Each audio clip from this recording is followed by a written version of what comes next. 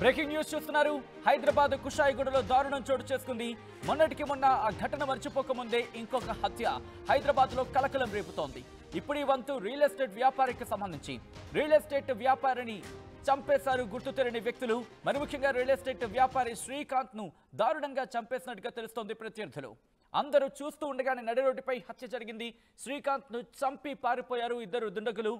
ఆ శ్రీకాంత్ కి సంబంధించిన ఆ విజువల్ ని మీరు చూస్తున్నారు. మరి ముఖ్యంగా నిన్న కన్నా మొన్న రేణుకకు సంబంధించి మర్చిపోకముందే ఆ ఘటన మర్చిపోకముందే అంటే ఒక అపార్ట్మెంట్లో 13వ అంతస్తులోకి చొరబడి ఆమెను హత్య చేసిన ఘటన మర్చిపోకముందే ఇంకొక ఘటన. ఇప్పుడు ఈ వంతు ఏకంగా నడి రోడ్డు మీద హత్య చేయడం, నడి రోడ్డు మీద చంపేయడం అందరినీ కలవర పెడుతోంది. ఈ హైదరాబాద్కి ఏమైంది? ఏం జరుగుతోంది?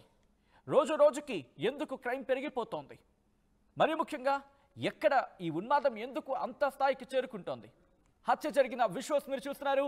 అదిగో మీరు చూడొచ్చు. బైక్ మీద అక్కడ స్కూటీ లాగా ఉంది. బైక్ కూడా కాదు, స్కూటీ లాగా కనిపిస్తోంది. అక్కడే ఆ హత్య జరిగిన విజువల్ మీరు చూడొచ్చు. అక్కడ అందరూ ఫోన్లు విజువల్ వీడియోలు తీస్తున్నారు తప్ప ఒక్కరంటే ఒక్కరు కూడా వెళ్ళి సాయం అందించే ఇన్ఫాక్ట్ కాపాడే ప్రయత్నం చేయలేదు.